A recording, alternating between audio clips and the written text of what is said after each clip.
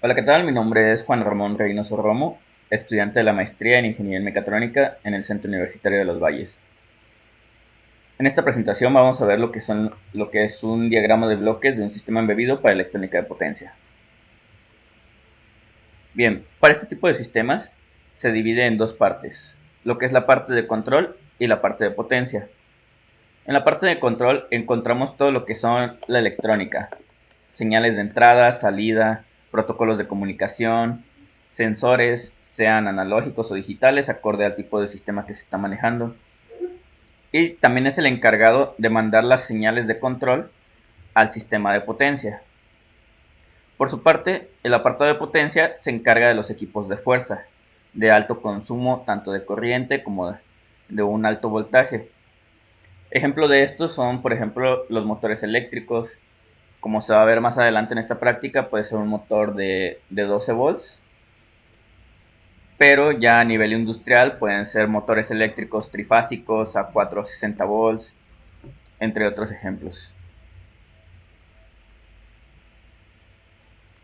Bien, por la parte del circuito de control, como se mencionaba, es donde manejamos tanto señales analógicas como digitales. Ya dependerá del tipo de sistema que se está utilizando, es si por ejemplo, el microcontrolador puede procesar ambas señales o si necesitamos de algún convertidor externo. En el caso del PIC 18F4550, que es el que se utiliza para estas prácticas, permite perfectamente trabajar con estas dos señales sin necesidad de un equipo externo.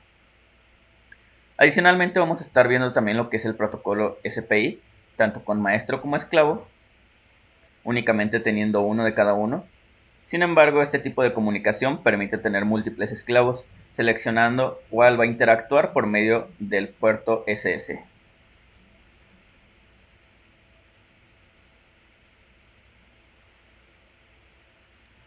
Bien, para la parte del circuito de potencia, tenemos aquí un ejemplo donde se puede apreciar tres líneas de voltaje. Tenemos equipo de protección, pero lo más importante aquí sería la parte de accionamiento del motor. En este ejemplo se está utilizando un variador de frecuencia. Uno de los ejemplos que llegué a trabajar es con un variador de frecuencia al cual le podemos introducir una señal de control de 0 a 10 volts y automáticamente con la configuración que se le hizo al variador de frecuencia va a convertir esa señal de 0 a 10 volts de una analógica a una señal de control y va a crear la variación de frecuencia para controlar la velocidad del motor. Adicionalmente hay otro tipo de sistemas que por medio de una señal digital 1 0, voltaje o ausencia de voltaje, nos permite realizar el accionamiento de este tipo de sistemas. En este tipo de situaciones dependerá del voltaje trabajado. Hay ocasiones que se trabajan a 24 volts o a 120 volts. Únicamente basta con enviar ese pulso y mantenerlo para que se mantenga activo. Bien, en este tipo de sistemas, ¿cómo podríamos pasar, por ejemplo, de trabajar de 5 volts a trabajar a 110 volts? Lo que se hace es por medio de relevadores, por ejemplo. Existen otros equipos, pero uno de los más comunes y más económicos en la industria son justamente los relevadores. Se utiliza un relevador para comunicar la parte de control. Esta señal de control se ve activada por este relevador y este relevador por la parte de la salida tiene comunicación con una de las líneas y permite enviar los 110 volts. Bien, una vez se tiene la señal de 110 volts, el mantener activa esta señal es crucial para que se mantenga en enclavamiento o si hay un enclavamiento externo se podría utilizar.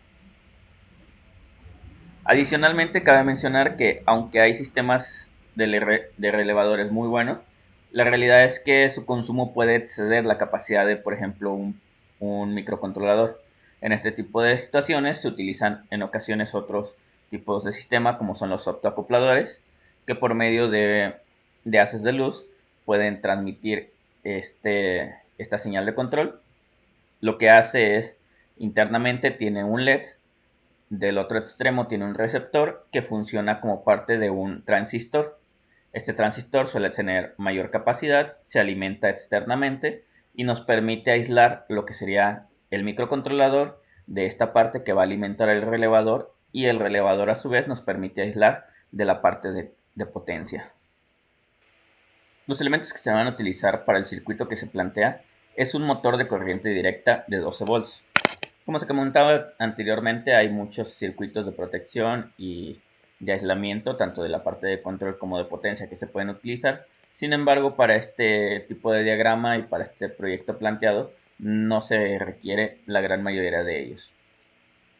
Se va a utilizar un encoder de 64 CPR. Esto de 64 CPR nos indica la cantidad de pulsos que emite por cantidad de por una vuelta completa del motor. Este se alimenta de manera independiente a 5 volts, y para que sea de manera más práctica se plantea el uso de un motor Pololu que tiene incorporado tanto el motor como el encoder. Se verá más adelante sus especificaciones, pero es un motor reductor que ya lo trae incorporado, trae su alimentación de cada uno de manera independiente y sus cables para emitir la señal.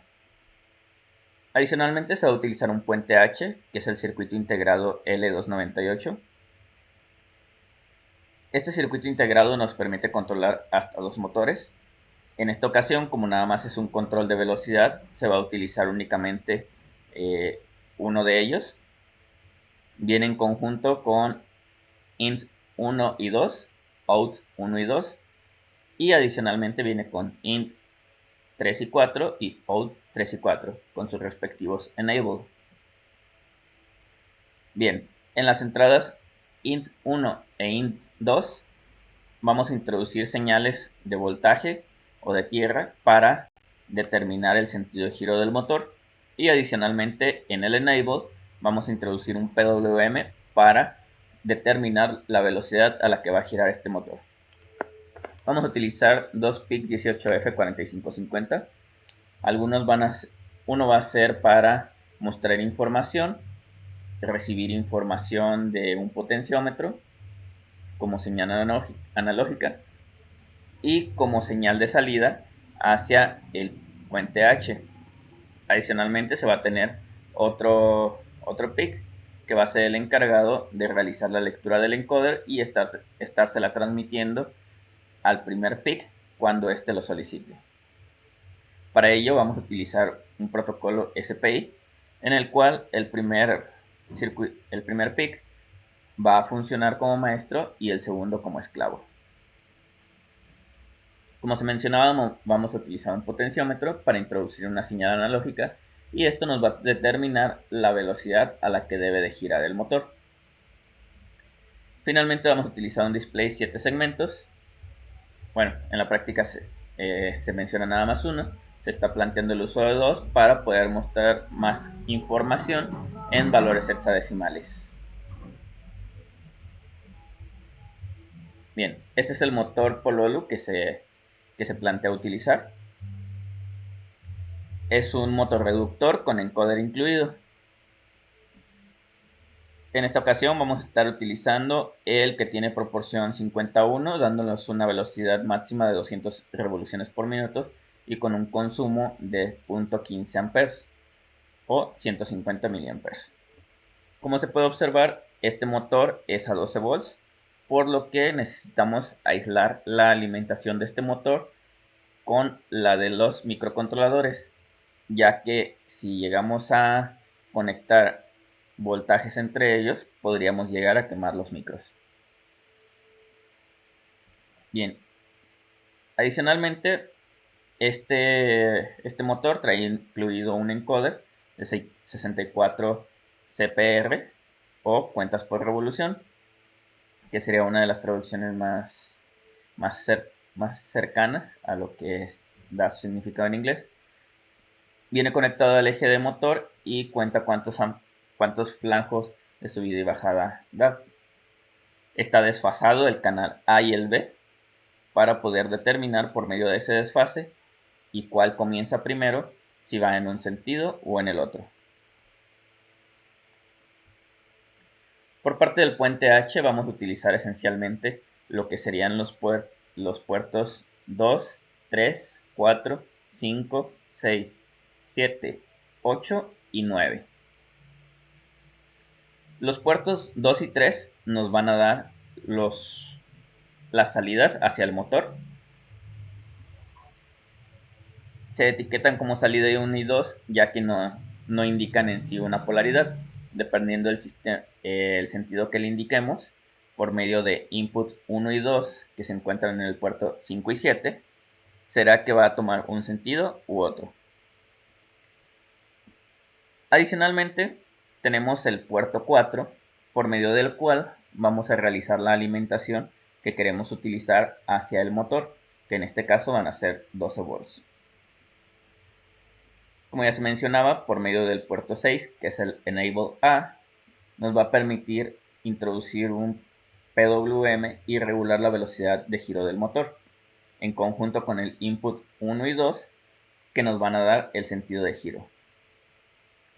Por su parte, el puerto 9 nos requiere que introduzcamos una señal o un voltaje de 5, más bien una alimentación de 5 volts, para alimentar lo que sería la parte lógica.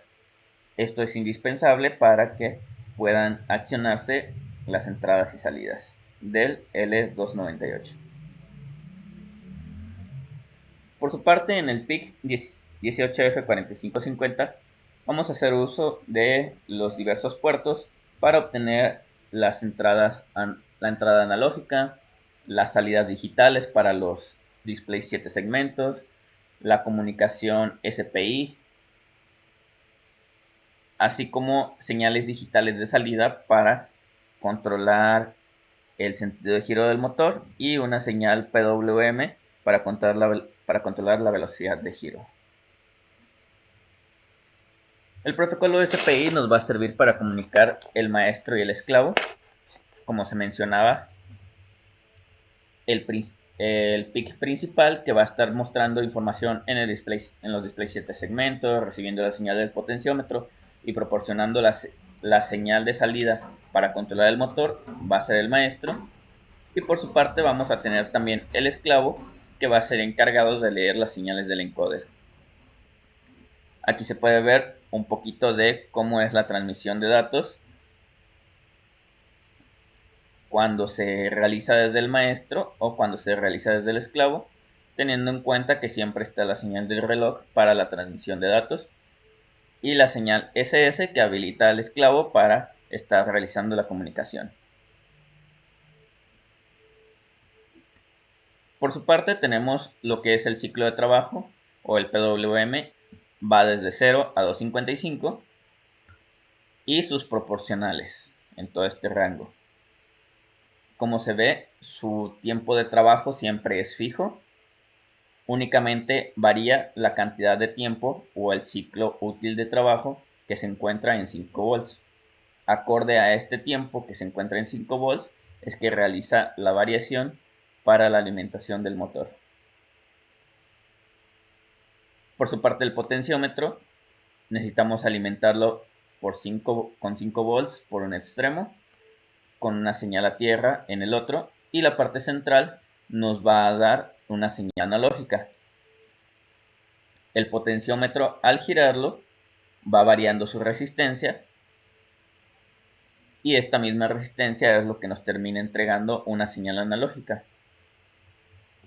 Posteriormente se va a transformar en el PIC o se va a convertir a una señal digital y va a tener valores entre 0 y 1023.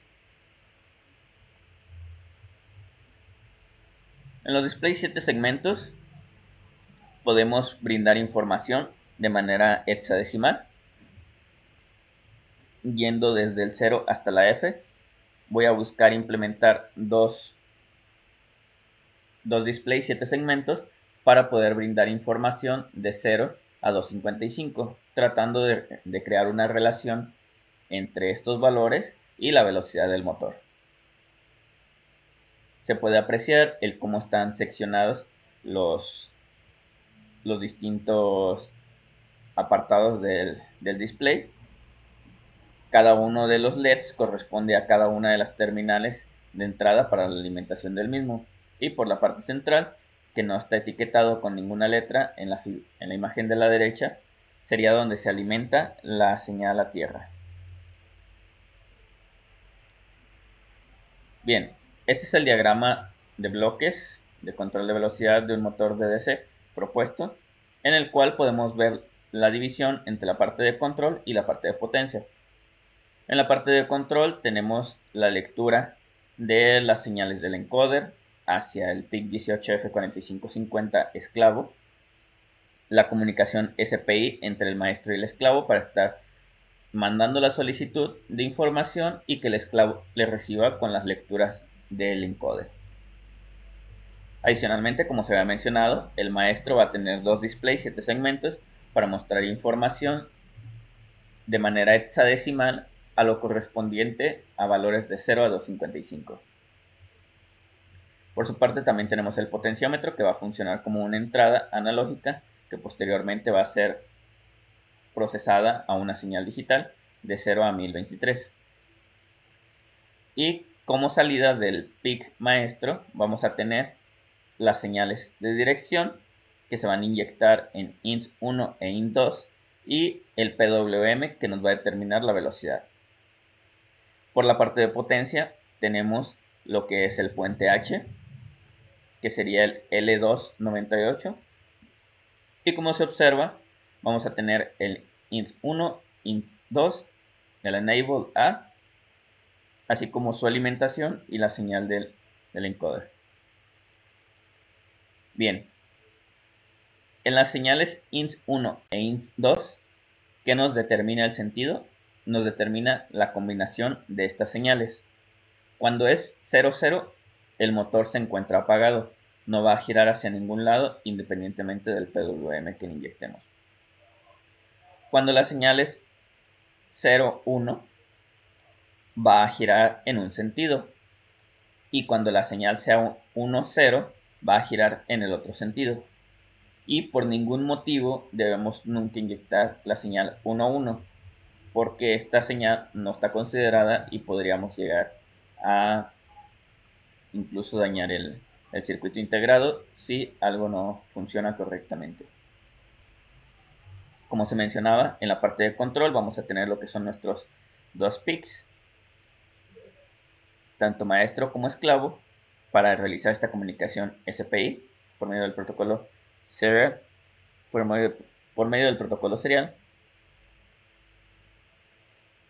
El PIC esclavo va a leer los canales A y B, los cuales se encuentran desfasados, para poder determinar cuál de ellos llega primero o cuál de ellos tiene un flanco ascendente primero y determina el sentido de giro. Adicionalmente vamos a tener el potenciómetro, que nos va a entregar una señal analógica de 0 a 5 volts que se va a transformar a una señal digital. Y el PIC maestro finalmente nos va a entregar como salidas la información en los displays 7 segmentos y las señales para los enable y el PWM para el enable en el PWM y para el int1 e int2 para la dirección. En el circuito de potencia se puede apreciar que tenemos el circuito integrado L298, el cual por medio de esta combinación de int1 e int2 vamos a determinar el sentido de giro, y por su parte el enable, que va a ser el PWM, nos va a determinar la velocidad de giro. Como se mencionaba, necesitamos suministrar 5 volts para el BSS, que sería para la parte lógica, y una señal o un voltaje de 12 volts para el BS. Este va a ser la alimentación hacia el motor acorde al pulso PWM que inyectemos. Por su parte, en el motor vamos a conectar lo que sería out 1 y out 2.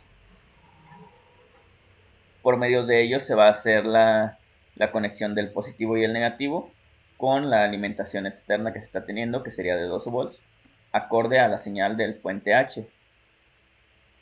No se marca como positivo o negativo, ya que dependiendo del sentido de giro va a tomar uno u otro. Ya que es un motor con encoder, el encoder también necesita su alimentación independiente, por lo cual debemos alimentarlo a 5 volts y su señal a tierra, y nos va a proporcionar una señal de salida del canal A y del canal B,